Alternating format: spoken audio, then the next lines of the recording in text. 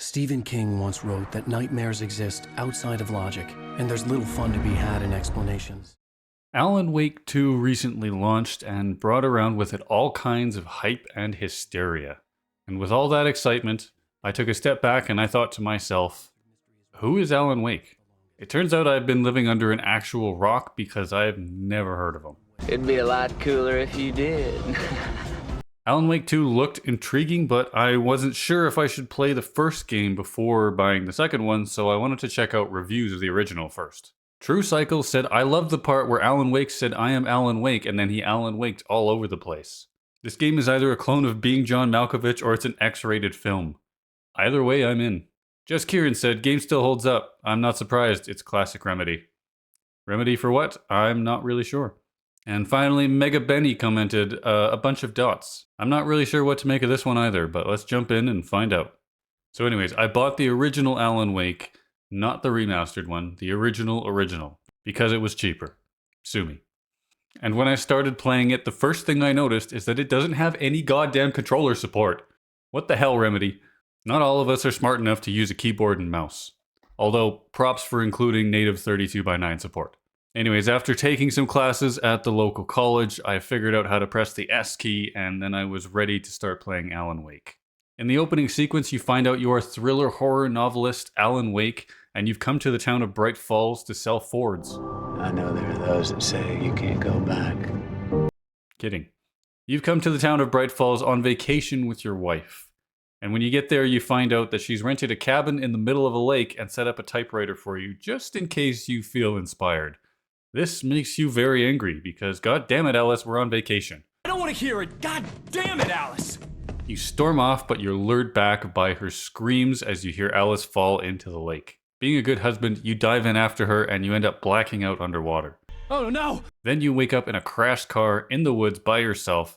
Alice is nowhere to be found and there are Taylor Swift fans all over the place. Wait, no, those are townspeople possessed by an evil shadowy force. My bad, anyone could have made that mistake. From there, you're off to track down your missing wife and desperately try to introduce these dark creatures into some new music. Now let me get this straight. Put the lime in the coconut backbone. You actually get an achievement for playing that song on the jukebox. I'm not joking. But let's talk combat, because obviously you have to fight these dark creatures. At first, I did find it quite challenging, as I'm used to playing on a controller, and using the keyboard felt like tying your shoelaces with one hand and no fingers. But eventually I got the hang of it, and overall it was pretty good. My only real complaint about the controls is the dodge mechanic. It just sucks. In order to dodge, you have to push a direction key and the shift key, which sounds easy enough. I know you're thinking I'm an idiot. Trust me, I'm not. For some reason, it only works about half the time. So I spent a lot of time dying and then yelling at the computer, I pushed the button, I pushed it, I did. But aside from that, it's pretty great. There's not a huge selection of weapons, but the ones that you do get are well utilized. There's a pistol that you're going to be using for most of the game, that's kind of your default weapon. And then you get a heavy, which is either a shotgun or a hunting rifle. Unfortunately, not both. You have to pick one. And then you switch kind of throughout the game as it presents the weapons to you. And then finally, there's the flare gun, which is the most powerful weapon you have.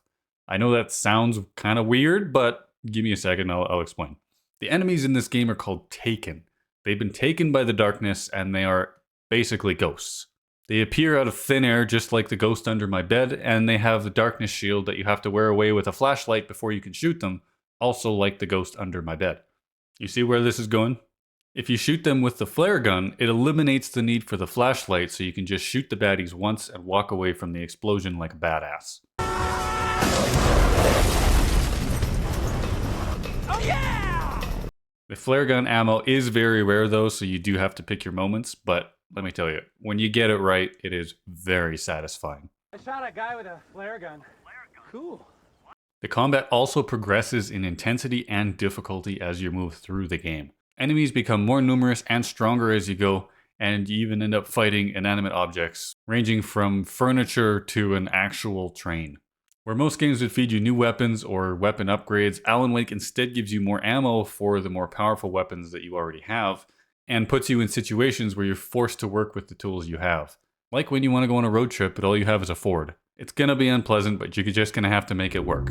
That's a big bull. Sorry, that was too easy.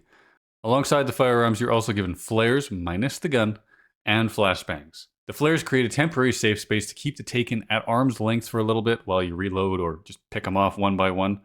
And the flashbangs wipe away the darkness shields of a whole group of enemies. In the beginning of the game, these feel kind of not really necessary, but as you progress, both become incredibly useful, and they become actually completely essential to navigating through these hordes of enemies that you encounter. Once you get into it, you really do feel like you're fighting for your life. I think we need to pull a Panama!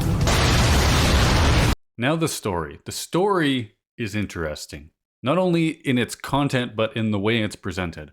This is a thriller, and it has more twists and turns than a candy cane. I won't spoil anything, but it definitely got me. It does a couple of pretty big zigs and zags, and every one of them had me going, "Ooh." That being said, it does get a little bit convoluted when you get near the end. It's not a complete mess, like I could still follow what was going on, but when I Googled it after, I actually learned quite a few things that I just completely missed in all of the hullabaloo. The story is based on the concept that the story that Alan Wake, the character in the game, is writing is coming true. So the narration is written like pages of a novel, and it gets read out while the things are happening.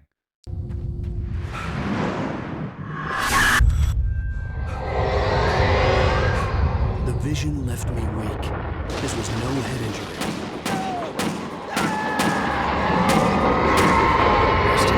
Damn. Rusty, hang on! I'm coming! Please, help me! It creates a really captivating atmosphere, kind of like you're inside the novel, and the game really draws you in for more. If you ever had the "I can't put this book down" feeling, that's the feel. You also find manuscript pages throughout the world that are from the book that Alan is writing, and they give you a little bit more info on the characters and fill out the world a little bit more. Unfortunately, they are not super useful because you have to find all of them for them to make sense, otherwise you have gaps in it. But, you know, hey, it's there for the completionists.